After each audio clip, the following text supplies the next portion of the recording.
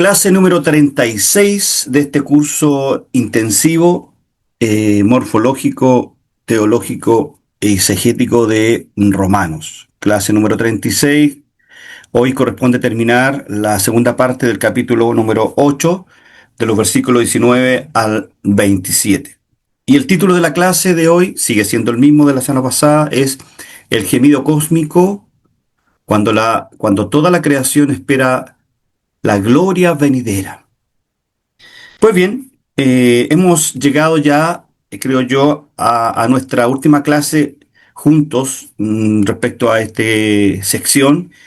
Y qué mejor manera, ¿cierto?, de cerrar este tiempo que adentrándonos en uno de los pasajes ya al final de esta sección más profundos y esperanzadores, ¿cierto?, de toda la escritura, particularmente el libro romano. Y en este texto el apóstol Pablo nos invita a levantar la mirada más allá de nuestras circunstancias presentes y contemplar una verdad, yo diría que extraordinaria, que toda la creación gime esperando algo. ¿Qué espera? La redención. Porque no estamos solo en nuestro anhelo por la redención completa. Desde la naturaleza misma, queridos hermanos, hasta nuestro propio espíritu hay una expectativa, un gemido compartido que anticipa la gloria venidera. Pablo nos recuerda, o nos habla, mejor dicho, o nos escribe con su pluma, eh, nos escribe, ¿cierto?, de tres gemidos entrelazados en estos textos del 19 al 27. El gemido de la creación, que lo vimos la semana pasada, nuestro propio gemido interior, vamos a ver parte de eso hoy día, y el gemido intercesorio del Espíritu Santo. En esta sección hay tres gemidos. Y en medio de nuestras debilidades, en medio de nuestras frustraciones en algunos aspectos, y la realidad entonces de vivir en un mundo caído, ¿cierto? Este pasaje nos ofrece una perspectiva, creo yo, transformadora. Y la esperanza no es ingenua, ojo con eso, no es ingenua. El sufrimiento presente no es la última palabra, eso lo hemos dicho. Y nunca oramos solos, porque es Él, el Dios soberano, que nos escucha. Entonces exploremos juntos esta última clase de esta sección del 19 al 27 y veamos ya hacia el final eh, qué significa vivir en esta tensión entre el ya y el todavía no del reino de Dios. Porque hay un ya que estamos viviendo el reino de Dios y un todavía no, que todavía aún no se consagra, ¿cierto?, el reino de Dios aquí en la tierra. Bien, continuemos entonces. Como siempre, es necesario, creo yo, hacer un resumen de la clase pasada. Eh, la primera parte es la creación espera con anhelo, el versículo 19. ¿Qué decíamos respecto a que la creación espera con anhelo?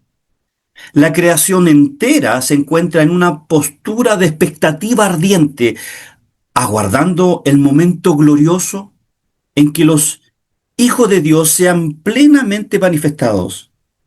Y este anhelo no es pasivo, sino es intenso, es pasional en cierta manera.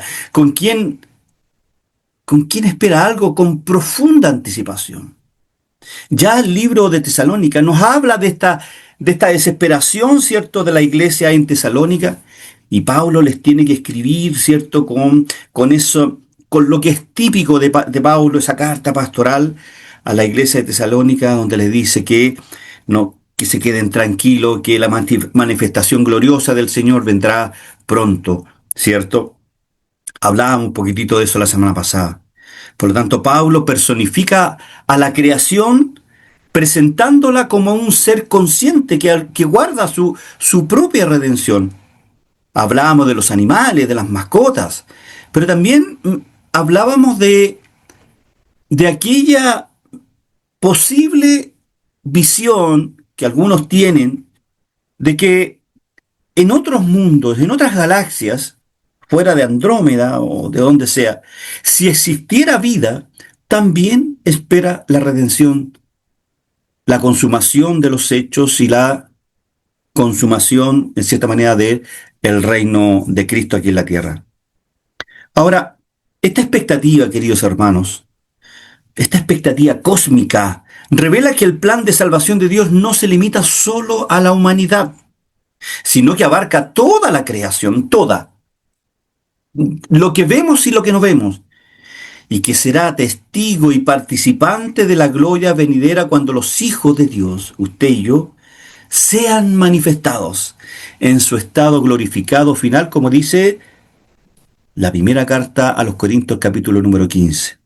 Habla de esa glorificación, de esa transformación cuando Cristo venga de lo corruptible a lo incorruptible. Pero también vimos la creación vive en esclavitud. Claro, el versículo 20 nos hablaba de eso.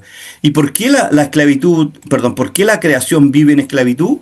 Porque cuando nuestro padre federal de la raza humana, allá en Adán, recuerden que teológicamente a Adán se le denomina el padre federal de la raza humana. La creación fue sometida a futilidad, decíamos, y al deterioro. ¿Por qué deterioro? Porque nosotros vemos que si Dios hizo todo perfecto, ¿cierto? Porque dice, cuando Dios construye, crea la tierra, dice que terminaba el primer día y vio Dios que era bueno. Segundo día y vio Dios que era bueno. Constantemente durante 6 días, ¿cierto? Y vio Dios que era bueno, ¿cierto? Entonces, ¿por qué hay terremotos? ¿Por qué hay hambruna? ¿Por qué hay tsunamis? ¿Por qué hay destrucción? Por este problema de la caída del hombre. El hombre es el que ha generado, con su rechazar a Dios, ha generado todo esto que la creación, lamentablemente, como dice el título, perdón, déjeme poner el lapicito. Como dice el lapicito, como dice aquí, la creación vive en esclavitud. Sin embargo, en medio de esta sujeción a la vanidad y a la corrupción, existe una esperanza implantada divinamente. La creación no está abandonada a su destino de decadencia. Más bien, decíamos, su condición actual es temporal y forma parte de un plan redentor mayor, que es la redención no tan solo del hombre, sino que también de la creación, del cosmos mismo. Todo lo creado, lo que usted se pueda imaginar y lo que pueda existir más allá de su imaginación, ha sido creado por Dios. Y esta realidad subraya la seriedad del pecado humano.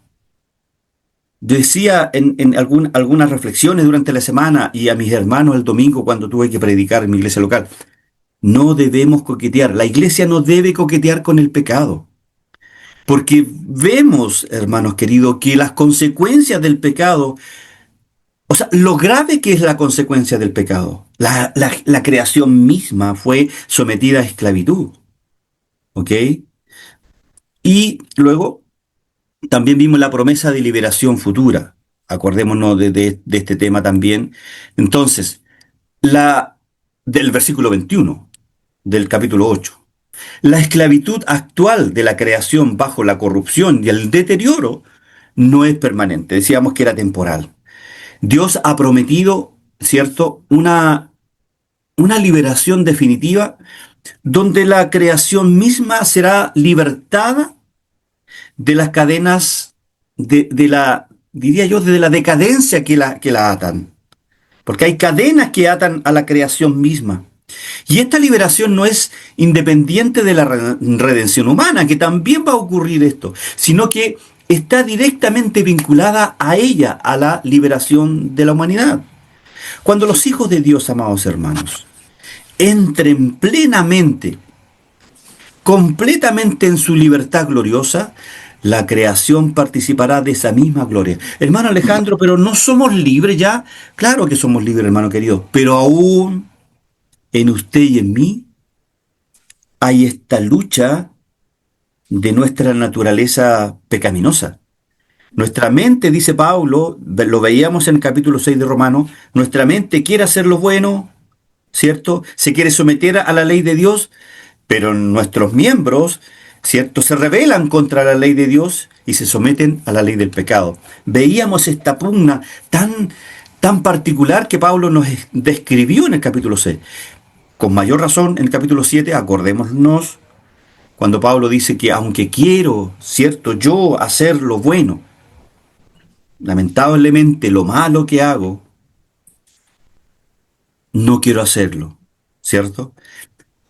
Y, y esta liberación entonces va a culminar cuando venga Cristo por segunda vez. Esta liberación completa de la esclavitud, no tan solo suya y mía, sino que de la creación misma. La creación no será simplemente reparada, sino transformada para participar en la libertad y gloria que caracterizará, hermanos queridos, esa era venidera. Y finalmente nosotros vimos sufrimiento universal presente. ¿Por qué tuvimos que en el fondo, por qué tenemos que experimentar este sufrimiento que es presente, que es universal? El versículo 22 nos hablaba de eso. Porque toda la creación experimenta actualmente dolores de parto. Que es un sufrimiento que es universal y es continuo. ¿Se acuerdan del, del verbo ahí? Era continuo. Este sufrimiento es continuo.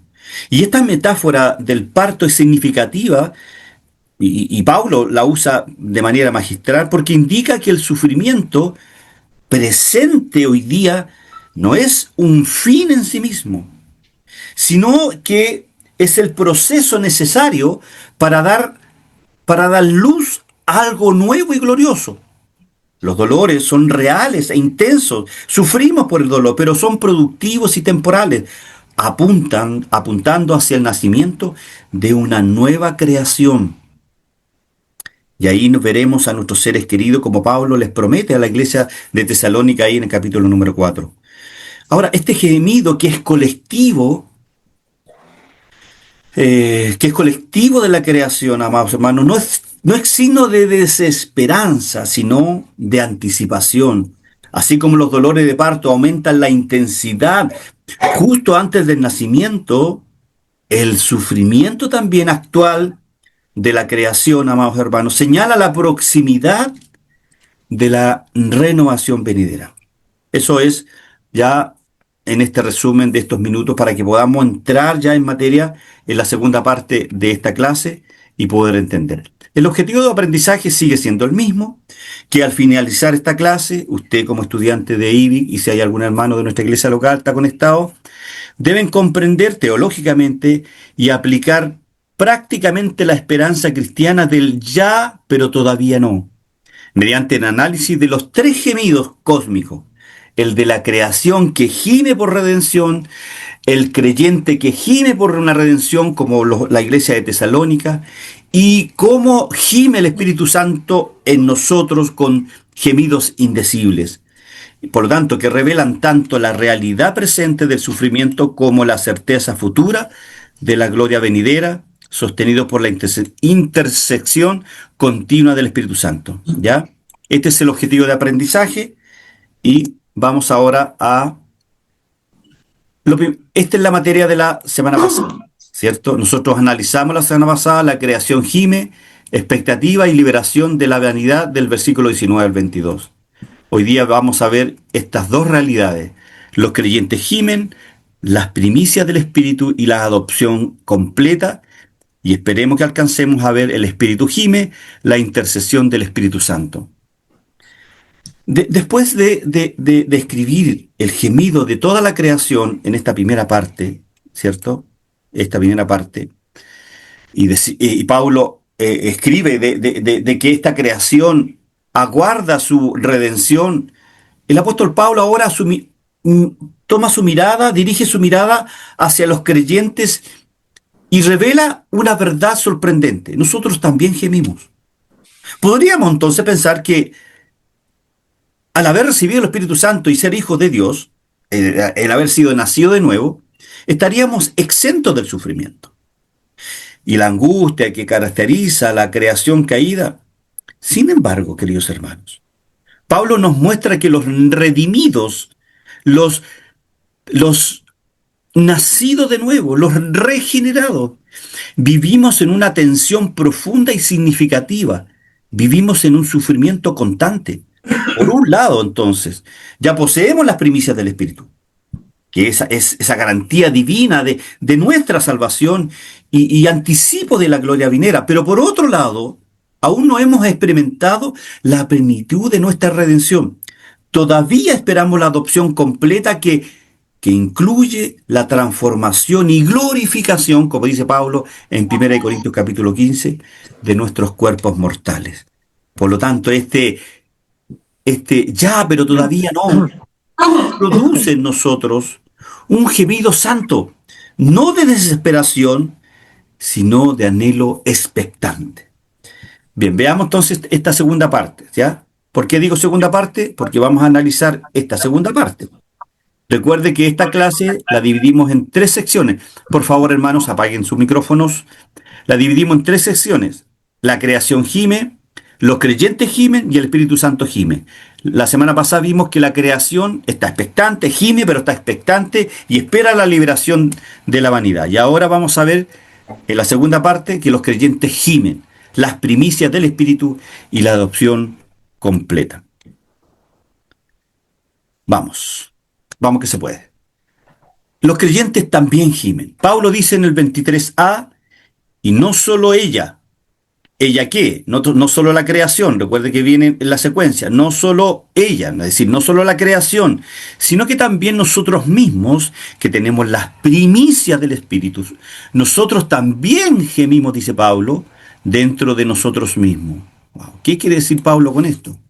Bueno, luego, las primicias del Espíritu, Pablo sigue diciendo que tenemos las primicias del Espíritu.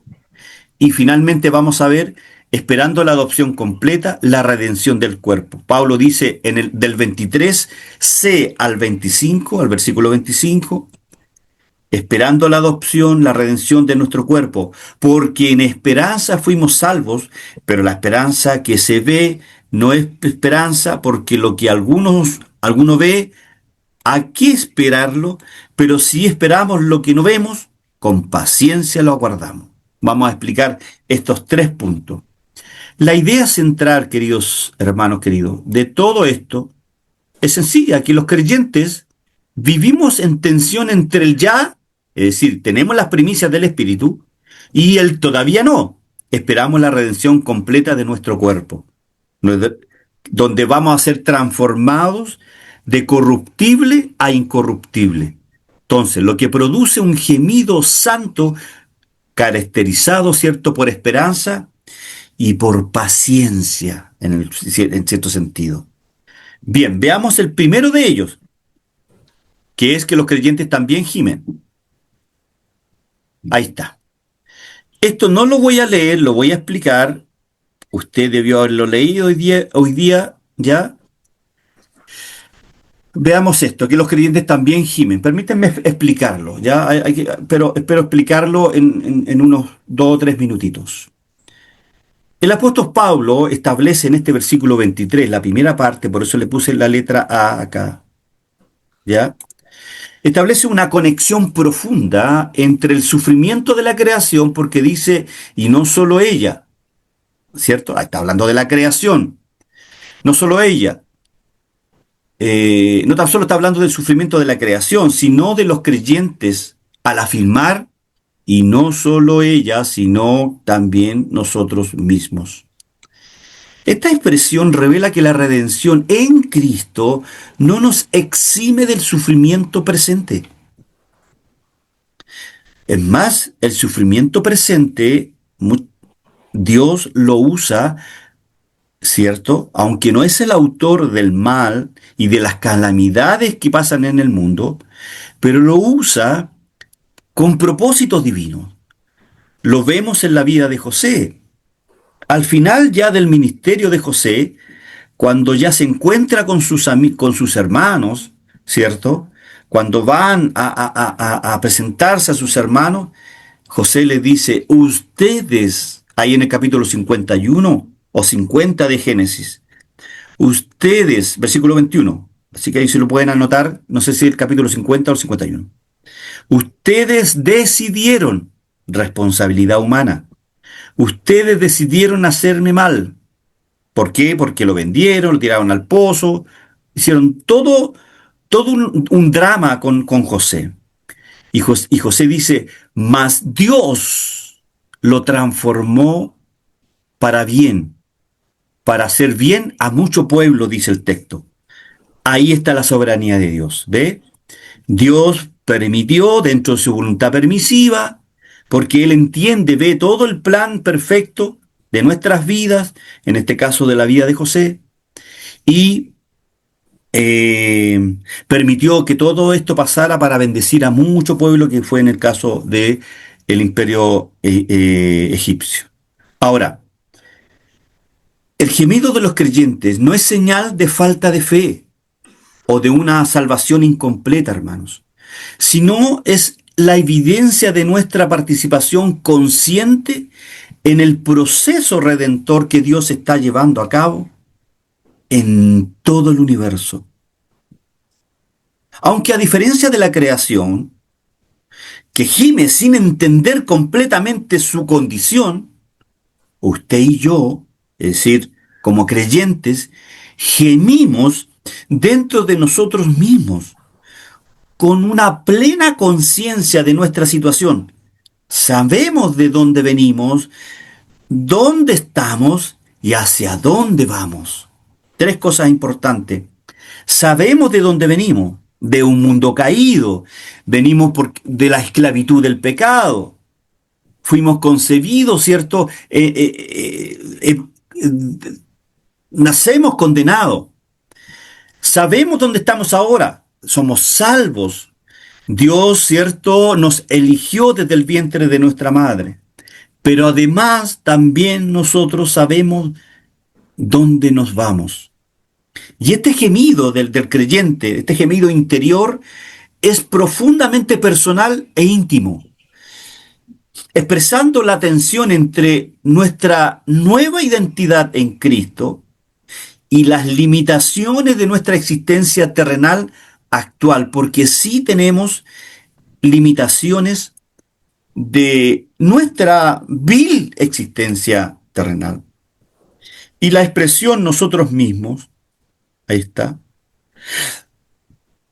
enfatiza que incluso aquellos que han experimentado la regeneración espiritual no están exentos del sufrimiento. Más bien, yo diría que nuestra sensibilidad espiritual nos debiera hacer más conscientes del contraste entre lo que ya somos en Cristo y lo que aún no hemos experimentado plenamente. Predicaba el domingo en mi iglesia sobre Primera de Pedro capítulo 1 versículo 3 al 11. Y yo decía, el apóstol San Pedro en el fondo escribe con su pluma y decía que Dios nos ha dado todo para una vida y una piedad. E intenté, espero que haya sido así, de todas maneras igual les mandé el mensaje en YouTube para que lo puedan escuchar. El Señor ya nos ha dado todo para tener una vida de éxito, una vida de consagración, una vida que honre a Dios, que agrada a Dios, y una piedad, que es mi relación con Dios. Nos ha dado todo. Dice por su divino poder. ¿Qué significa esto? Significa que, aunque Dios nos ha dado todo, sí debemos tener una sensibilidad espiritual, porque esa sensibilidad espiritual nos hace más conscientes de este contraste, hermanos queridos, entre lo que ya somos en Cristo y lo que aún no hemos experimentado plenamente. ¿Y qué es lo que aún no hemos experimentado? La consumación, ¿cierto?, de nuestra glorificación, como vamos a ver más adelante. Y este gemido es, creo yo, que paradójicamente, tanto un signo de nuestra redención como de su incompletitud, es decir, que no estamos completos en el fondo, que es presente. Pero también en esta segunda parte, los creyentes gimen las primicias del Espíritu. ¿Qué significa esto, esta frase de las primicias en el Espíritu, hermano? Que tenemos las primicias del Espíritu. Le insisto, no voy a leer esto, usted debió haberlo leído, y yo desprendo que usted lo leyó y no hay preguntas. Si hay preguntas, me las hace al final. Pero voy a tratar de explicarlo y espero que esa pregunta que usted tenía pueda suplirla con mi humilde explicación. El concepto de primicias del Espíritu, que está aquí, primicias del Espíritu, versículo 23 del capítulo 8, la parte B, es teológicamente rico y cargado de un significado bíblico profundo. En el Antiguo Testamento, antes de Cristo, las primicias eran la primera porción de la cosecha que se ofrecía a Dios, acordémonos, representando no solo gratitud, sino también la garantía de que vendría una cosecha completa. Acordémonos ahí en Éxodo capítulo 23, el mismo capítulo en Levítico capítulo 23 nos habla de las primicias. Pablo entonces aplica esta imagen. Pablo aplica esta imagen al Espíritu Santo, indicando que su presencia en nuestras vidas es el anticipo, la garantía y la muestra de la plenitud de bendición que recibiremos en la glorificación final. ¿Y cuál es la glorificación final, hermano Alejandro? Le quiero leer el capítulo 8 para que podamos entender un poquitito más lo que estoy hablando. Mire, 8, 8, 27, ¿cierto? Pablo, aquí está la cadena de la redención.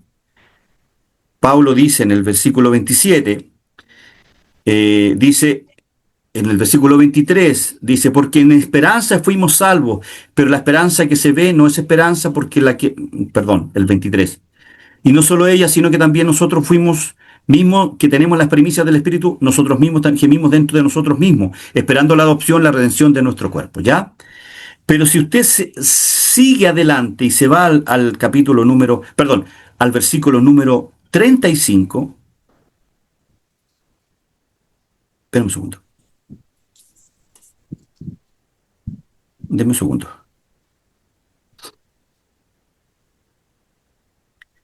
Aquí está.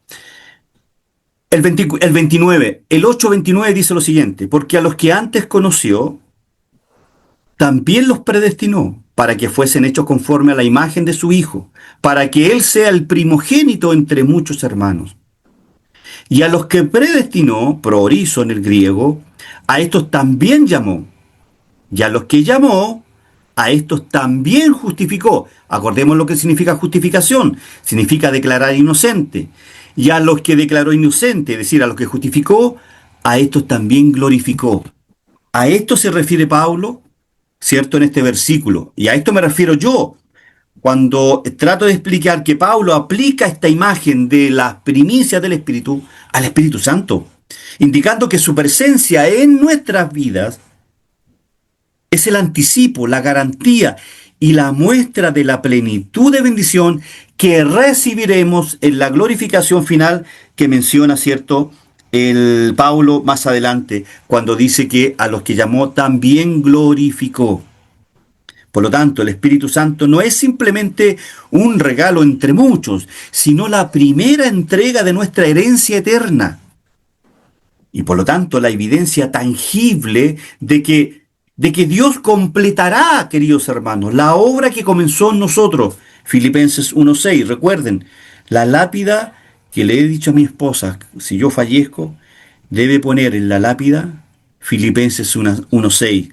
Pablo escribe magistralmente y dice, estando persuadido de esto, que el que comenzó en nosotros la buena obra, la perfeccionará hasta el día de Jesucristo. Esta verdad tiene implicaciones profundas, hermano. Esto de las primicias del Espíritu. Si las primicias son tan gloriosas, ¿y qué son las primicias entonces?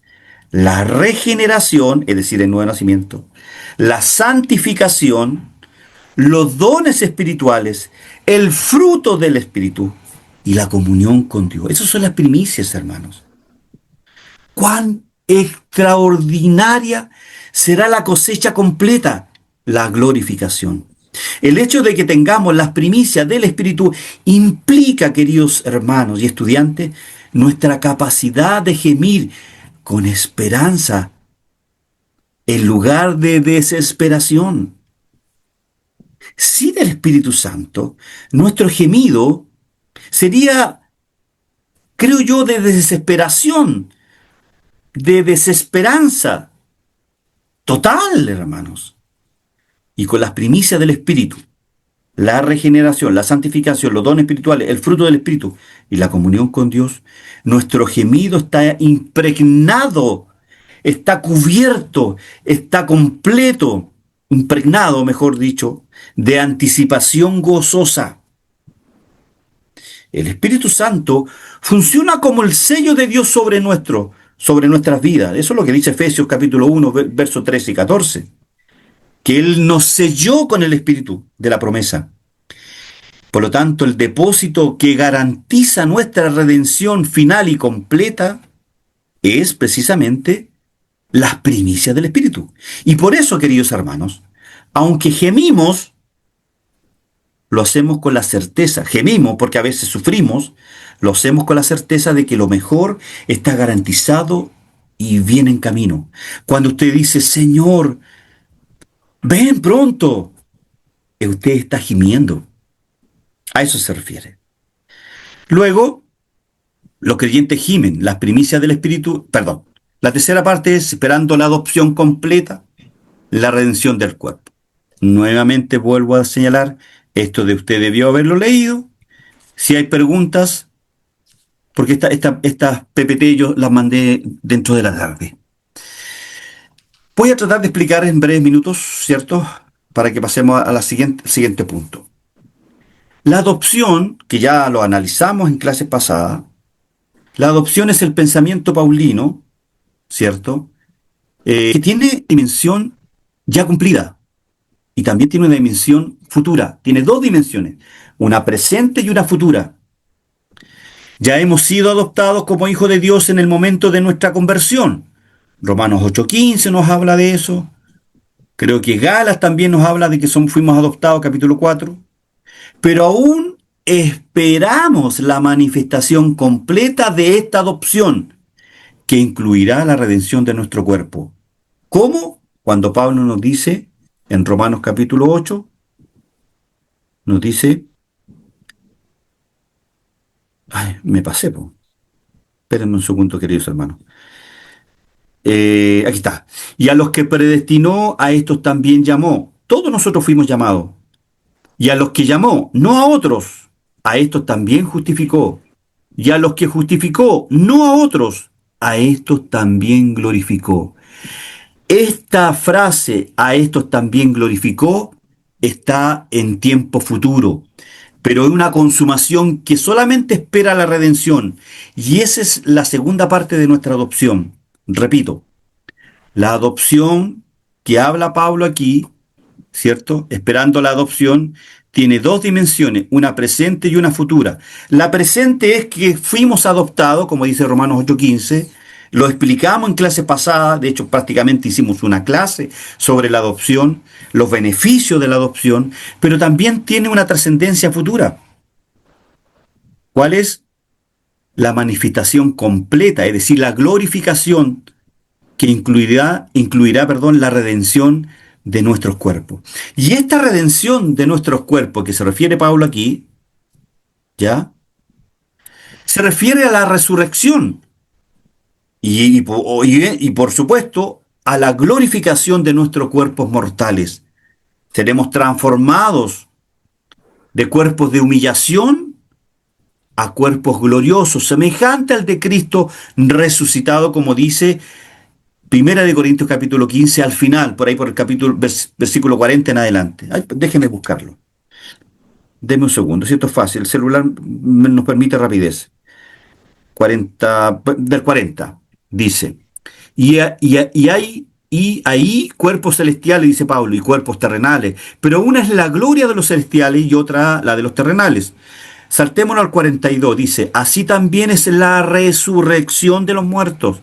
Se siembra en corrupción, resucitará en incorrupción. Se sienta en deshonra, resucitará en gloria. Se siembra en debilidad, resucitará en poder. Se siembra cuerpo animal, resucitará cuerpo espiritual. Hay cuerpo animal y hay cuerpo espiritual. Lo que está queriendo decir Pablo aquí es que cuando resucitemos, tendremos un cuerpo incorruptible. Por lo tanto, Pablo enfatiza que nuestra salvación, la suya y la mía, tienen un componente escatológico esencial. Cuando hablo de escatológico para los hermanos, si hay algún hermano de nuestra iglesia, escatológico tiene que ver con el estudio de los hechos futuros, con lo que no ha venido aún y que la Biblia habla. Lo que la Biblia habla del futuro es escatológico. Por lo tanto, no se trata solo de la salvación del alma, sino de la persona completa, el espíritu de la persona, el alma y el cuerpo. El cuerpo, queridos hermanos, no es una prisión de la que debemos escapar, como, como señalaban o enseñaban los agnósticos, y eso lo vimos tiempo pasado, sino que parte integral de nuestra identidad que será redimida y glorificada. La esperanza cristiana, queridos hermanos, no es escapar del cuerpo, sino esperamos su transformación, una transformación gloriosa. No es abandonar la creación material, sino su renovación. El apóstol hace aquí una distinción crucial. La esperanza, aquí ve, la esperanza que se ve no es esperanza, porque lo que alguno ve, ¿a qué esperarlo? Permítame explicarle este acertijo. Esta afirmación revela que la verdadera esperanza bíblica siempre tiene un objeto futuro e invisible en el presente. Es como que si ya poseyéramos completamente lo que esperamos, no necesitaríamos esperanza, sino siempre disfrute.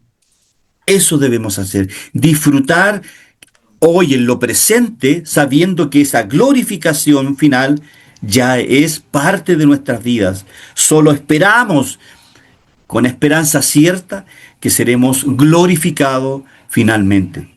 Y la esperanza requiere fe, precisamente, porque, ¿por qué fe, hermano Alejandro? Porque su objeto aún no es visible, ni palpable en su plenitud. ¿Qué dice la definición de fe? Es la certeza de lo que se espera, la convicción de lo... Gracias, amor. Y la convicción de lo que no se ve. Usted debe tener la convicción, querido hermano, de que en el futuro su cuerpo va a ser glorificado, transformado de gloria en gloria. Por eso Pablo concluye, pero si esperamos, ¿ve? Lo que no vemos, ¿qué no vemos? Nuestro cuerpo glorificado. Si esperamos lo que no vemos, con paciencia lo aguardamos. ¿Ve qué lindo lo que Pablo nos enseña? La paciencia no es pasividad resignada, sino es una perseverancia activa y constante, yo decía el domingo a mis hermanos en mi iglesia local. La capacidad de mantener la fe y la esperanza en medio de las dificultades presentes, porque estamos absolutamente convencidos de la realidad futura, porque Dios ha prometido redimirnos completamente y glorificarnos. ¡Wow! Podríamos hablar mucho más, pero hice este resumen para poder explicar este verso que es un poquito complicado. Bien, la tercera parte y final de esta sección del 19 al 27 es que el Espíritu gime. Acuérdense, para hacerlo más claro, perdón. La clase corresponde a la creación gime, la vimos la semana pasada, los creyentes gimen, acabamos de explicarlo, gime en tres áreas y ahora vamos a ver que el Espíritu Santo gime, ¿ok? Para que vayamos sistematizando la clase, ¿ya? Ahí está. Y está basada en los versículos 26 al 27. Y dice, y de igual manera el Espíritu nos ayuda en nuestra debilidad. Pues, ¿qué hemos de pedir? ¿Cómo conviene? No lo sabemos. Pero el Espíritu mismo intercede por nosotros con gemidos indecibles. Mas el que escudriña los corazones sabe cuál es la intención del Espíritu. Porque conforme a la voluntad de Dios, intercede por los santos. Qué maravilloso. Y esto lo dividí en cuatro ideas para que podamos entender. La primera idea es que el Espíritu ayuda en nuestra debilidad. ¿Cómo intercede el Espíritu Santo por nosotros? Bueno, tratemos de explicar esto. La intercesión del Espíritu Santo se manifiesta de múltiples formas. Según la Escritura, en Juan capítulo 14, verso 16, Jesús lo llamó otro consolador. ¿Se acuerdan? El Paracleto, indicando uno de la misma naturaleza que Cristo, que permanece con nosotros, en nosotros. Por eso que el Espíritu Santo no hay que convocarlo, porque está en nosotros. Paracleto indica una de la misma naturaleza que Cristo, que permanece con nosotros, ¿ok? En Juan 16, 13, dice que el Espíritu guía a toda verdad, dirigiendo nuestro pensamiento hacia lo que necesitamos pedir. Efesios 6, 18, Pablo exhorta a orar en el Espíritu.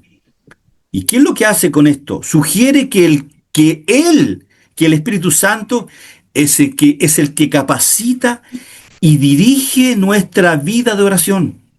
1 Corintios capítulo 2, versículos 10 al 11, dice que el Espíritu escudriña todas las cosas, aún las profundidades de Dios. ¿Qué significa esta? Conociendo que el Espíritu Santo conoce perfectamente tanto nuestra necesidad, porque está en nosotros, como la voluntad de Dios. Entonces une la voluntad de Dios con nuestra voluntad y nos lleva de manera indecible a cumplir la voluntad de Dios. Y nos muestra nuestra voluntad en el momento.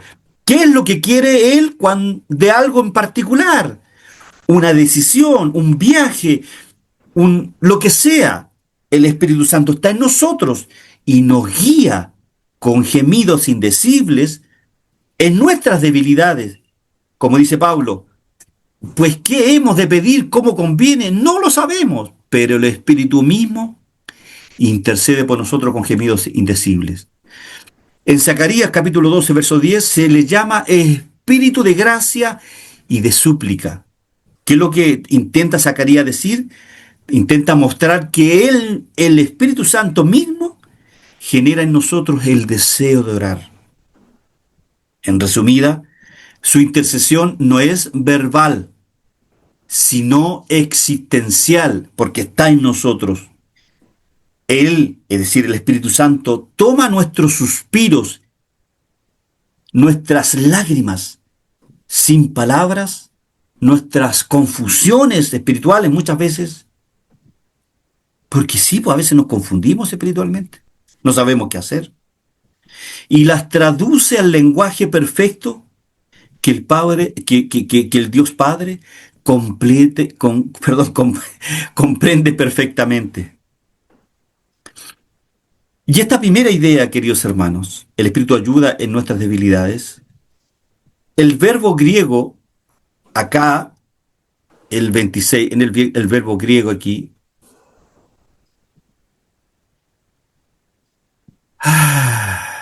es un compuesto único que significa tomar junto con.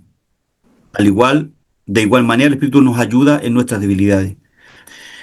O también significa ayudar llevando la carga conjuntamente. ¿Ya? Nos ayuda. A este verbo se refiere la explicación que estoy dando. Ayuda. Significa tomar junto con o llevando la carga conjuntamente. Pablo usa el término debilidad acá para describir nuestra incapacidad humana para orar adecuadamente. Usa ese término para decirnos a nosotros, te cuesta orar, te cuesta orar adecuadamente. Pero como me cuesta orar adecuadamente, el Espíritu Santo empieza a gemir y me empieza a dirigir mis oraciones para alinearme con la voluntad de Dios. Esta verdad, queridos hermanos, revela que el Espíritu Santo entonces no es un observador pasivo, no es que Él va a intervenir cuando yo lo quiera o cuando yo lo convoque, sino es un participante activo en nuestras vidas diarias, pero principalmente en ese gemido, en esa oración indecible que yo no sé expresar. Él compensa nuestra insuficiencia espiritual, queridos hermanos, asegurándonos que nunca estamos solos en nuestras luchas diarias. Todos tenemos lucha. Yo tengo luchas todos los días, pero Él las sabe porque me conoce y me ayuda. Podría atreverme a decir que cambia un poco mi mente en cierto sentido y me lleva a otras realidades de cómo veo, cierto, el problema. Cuando quiero coquetear con el pecado, el Espíritu Santo gime adentro, queridos hermanos, y nos exhorta a nuestro espíritu, no lo hagas. Y esas luchas interiores es lo que podemos decir con absoluta certeza, que el Espíritu Santo está activo permanentemente en nosotros. Número 2, los gemidos inefables del Espíritu Santo. Pues que hemos de pedir como conviene, no lo sabemos, pero el Espíritu mismo intercede por nosotros con gemidos indecibles. A eso me estoy refiriendo. Los gemidos inefables del Espíritu. La frase describe gemidos que no pueden ser expresados en palabras humanas, gemidos indecibles.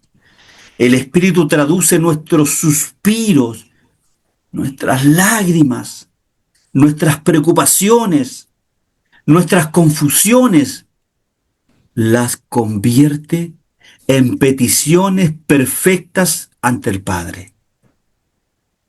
¡Wow! ¡Qué maravilloso! ¡Qué maravilloso! El lenguaje, ¿cierto?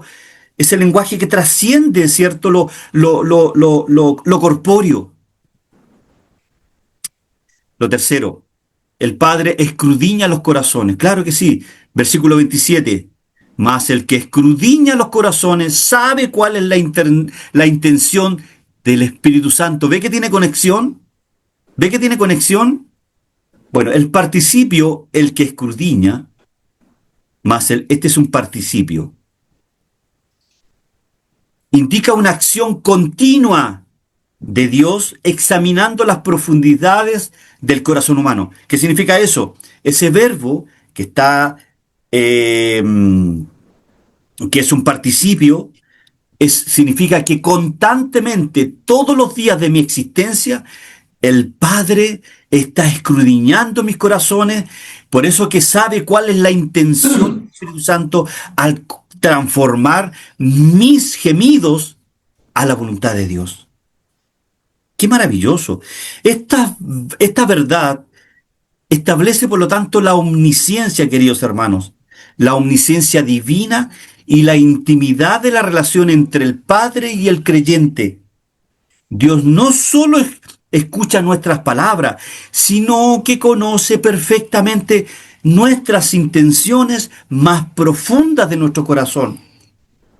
Por eso, hermanos queridos, a veces oramos y Dios no nos contesta, porque no es lo que necesitamos, porque Dios conoce las profundidades de nuestras intenciones. Número 4, intercesión conforme a la voluntad de Dios, que es la última parte, porque conforme a la voluntad de Dios intercede por los santos. ¿Qué tenemos acá? La expresión según Dios, ¿dónde está aquí? Según intercede por los santos, conforme a la voluntad de Dios, que es esto en el fondo, o conforme a Dios, es un indicativo perfecto y está en una perfecta armonía con la voluntad divina en el fondo. Esta, por lo tanto, queridos estudiantes, hermanos y siervos queridos, es la garantía suprema. El Espíritu nunca intercede contrario al plan de Dios. Sus peticiones siempre están alineadas con los propósitos eternos del Padre, asegurando que nuestras oraciones, aunque imperfectas, sean efectivas. Amén. Qué maravilloso, ¿cierto? ¿Y qué viene ahora? Bueno, la conclusión. La conclusión. Y tengo la primera, la letra A, la dimensión comunitaria de la fe.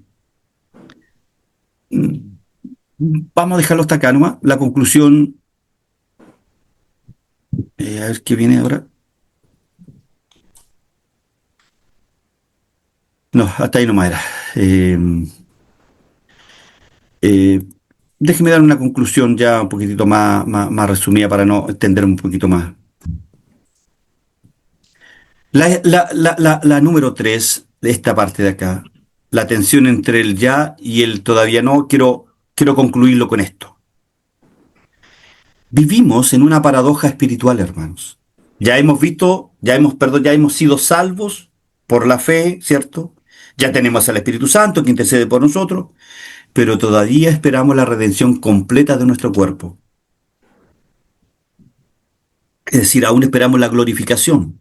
Y esta tensión nos enseña a vivir con esperanza activa, no con pasividad, reconociendo que Dios está obrando en nosotros incluso cuando no vemos la manifestación final. Bien, eso ha sido la clase de hoy. Espero que haya sido de su Híjole, agrado poderoso, y poderoso, que podamos, en cierta manera, poderosa clase. eh, entender, ¿cierto?, lo que Dios nos quiere dar con este gemido, con este el Espíritu Santo cuando gime por nosotros, ya que es la última parte del versículo 27. Bien, preguntas y o comentarios.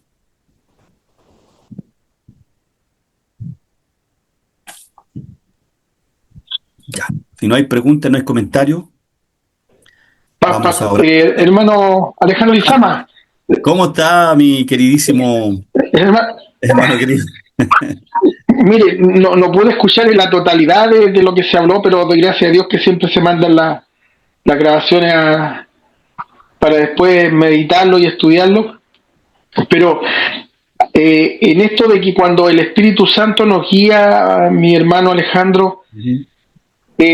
¿cómo a veces podemos tener la comprensión de que los acontecimientos, las situaciones que vamos viviendo, eh, entre lo racional, entre lo teológico y lo emocional, ¿cómo podemos llegar a un consenso en eso? Porque muchas veces, bueno, pasa en el mundo pentecostal que se dice, el Señor me habló a mi corazón, o sentí la presencia de Dios, o situaciones que viví en el día me llevaron a entender que esa era la voluntad de Dios.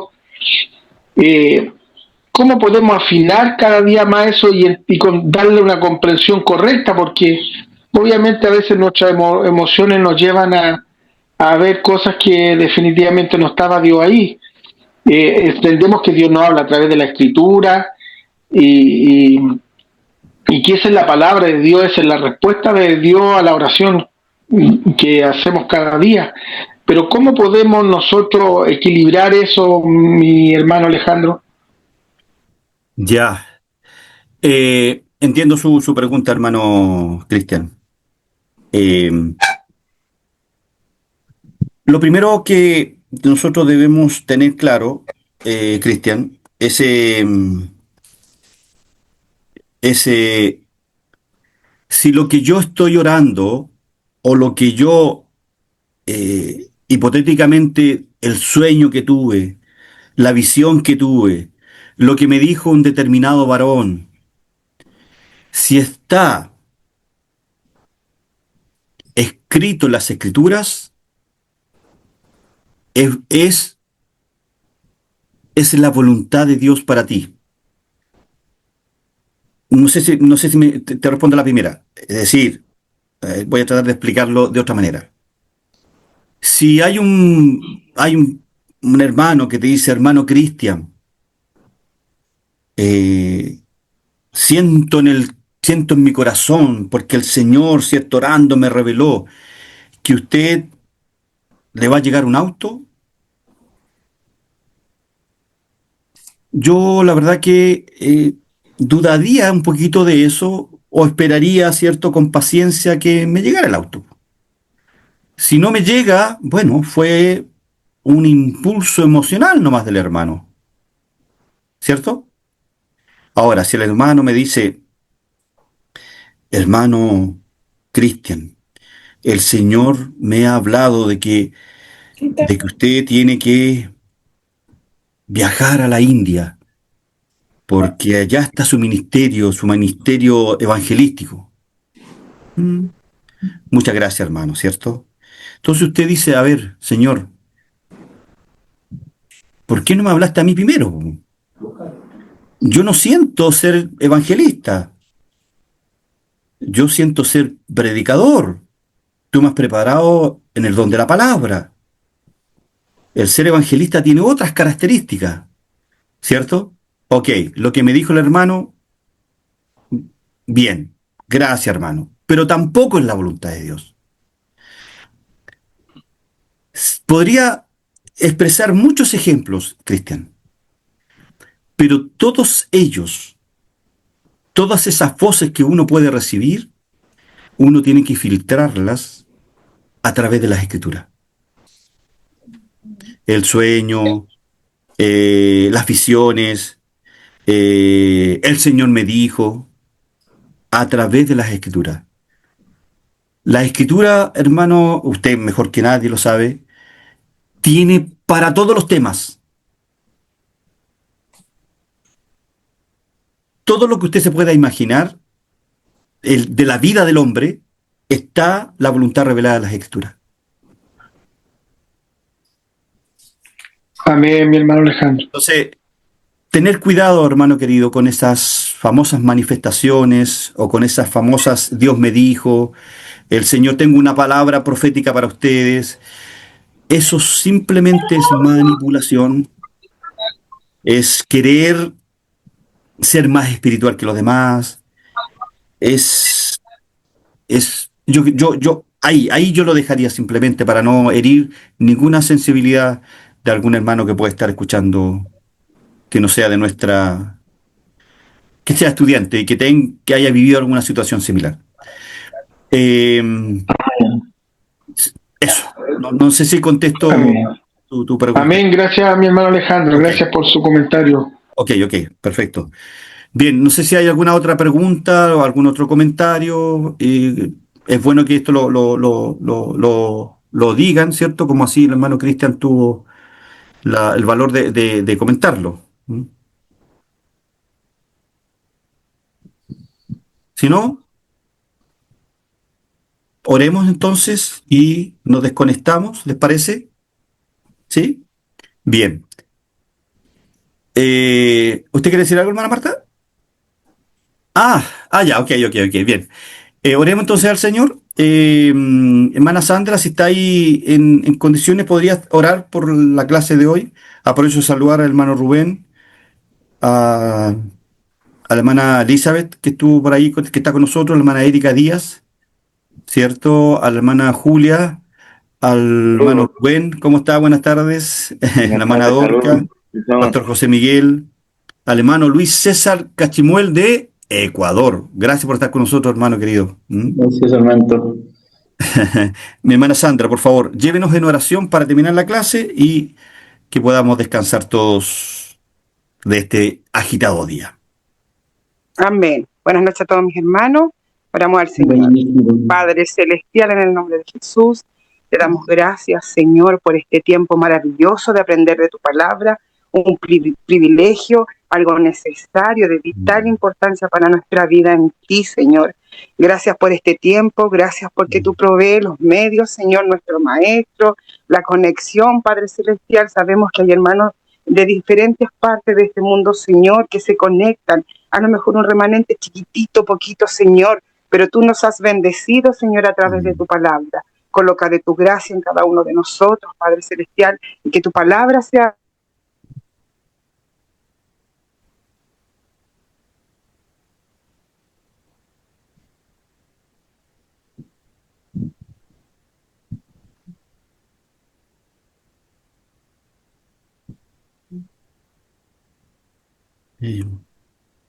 ¿Me Sandra?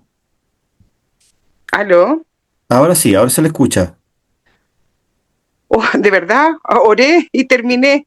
Ah, ¿De verdad ya, que no ok. se escuchó nada? No, si al ¿No último se no se le escuchó nada? escuchó. No, al último, pero no se preocupe. Entendemos que hubo ahí algún problemita. ¿M? Así que muchas gracias, hermana Sandra, por su bendición y por su oración.